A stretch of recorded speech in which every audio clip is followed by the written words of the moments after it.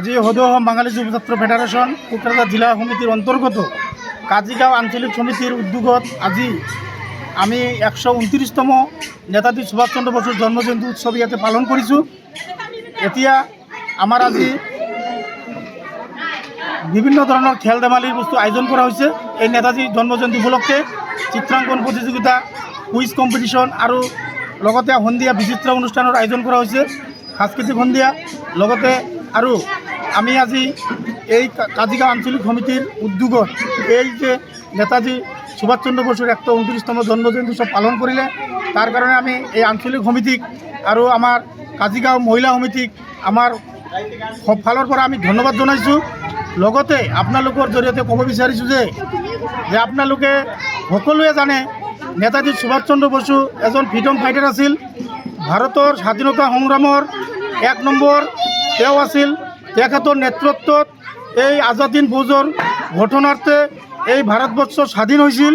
গতিকে আমি অসম তথা ভাৰত চৰকাৰক আজিৰ এই জন্মদিনৰ যোগেদি আমি ক'ব বিচাৰিছোঁ এইটোৱে যে এই ভাৰতবৰ্ষ যেতিয়া পৰাধীন অৱস্থাত আছিল, তেতিয়া এই নেতাজী সুভাষচন্দ্ৰ বসুৰ নেতৃত্বত বিভিন্ন মহান মানৱৰ লগত লৈ এই ভাৰতবৰ্ষ স্বাধীন হৈছিল। আজি আপোনালোকে চাব যে এই অসমৰ বুকুত আমাৰ হিন্দু বাঙালীসকলক বিভিন্ন ধৰণৰ আমাৰ ওপৰত মানে কিবা কিবি হৈ আছে, যেনেকৈ ধৰক দ্বীপ উঠাৰৰ নামতে হওক, NRCৰ নামতে হওক বা মাটিৰ সমস্যাতে হওক। গতিকে আমি আজিৰ এই দিনত আমি বিশেষ ক'বলৈ যোৱা নাই।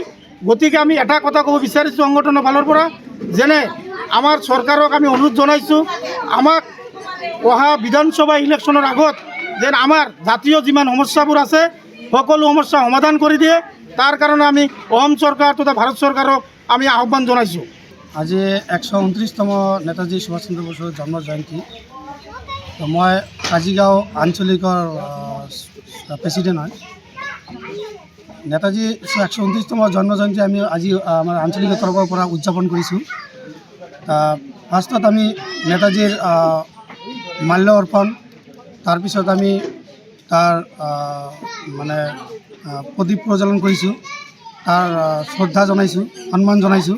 তাৰপিছত আমি কাৰ্যসূচীবিলাক হাতত লৈছোঁ। আমাৰ প্ৰথম কাৰ্যসূচী হ'ল কণ ল'ৰা ছোৱালীবিলাকৰ মাজত মানে চিত্ৰ অংকন আৰু কুইজ প্ৰতিযোগিতা আৰু বেলেগ খেল ধেমালি আছে, এই প্ৰতিযোগিতা আমি হাতত লৈছোঁ। আৰু এটা কথা মই ক'ব বিচাৰিছোঁ যে সুভাষ চন্দ্ৰ বোস ভাৰতৰ বা আমাৰ ভাৰতবৰ্ষৰ প্ৰথম মানে ফ্ৰীডম ফাইটাৰ এখন মানে আছিল। তেখেতৰ নেতৃত্বত আজাদ হিন্দ ফৌজ গঠন হৈছিল আৰু আজাদ হিন্দ ফৌজ গঠনৰ পিছতহে আমাৰ দেশখন মানে স্বাধীন হৈছিল। পদযাত্ৰা কৰিলোঁ কিয়নো আমি মানুহবিলাক জানে যে মানে নেতাজী কোন আছিল বা নেতাজী কি কৰিছিল দেশৰ কাৰণে, আমাৰ ভাৰতবৰ্ষৰ কাৰণে কি কৰিছিল বা মানুহ চবেতো নাজানে না, জানিব লাগিব। আমাৰ কণ ল'ৰা, আমাৰ নতুন প্ৰজন্মবিলাক জানিব লাগিব যে নেতাজী একচুৱেলি কোন আছিল। বা আমি যদি এনেকুৱা যাত্ৰা নকৰোঁ বা কিবা তাৰ অনুষ্ঠান নাপাতোঁ, আমাৰ এই নেক্সট জেনেৰেশ্যনবিলাকে আমাৰ এই সুভাষ চন্দ্ৰক মানে হেৰুৱাই পেলাব নাজানে।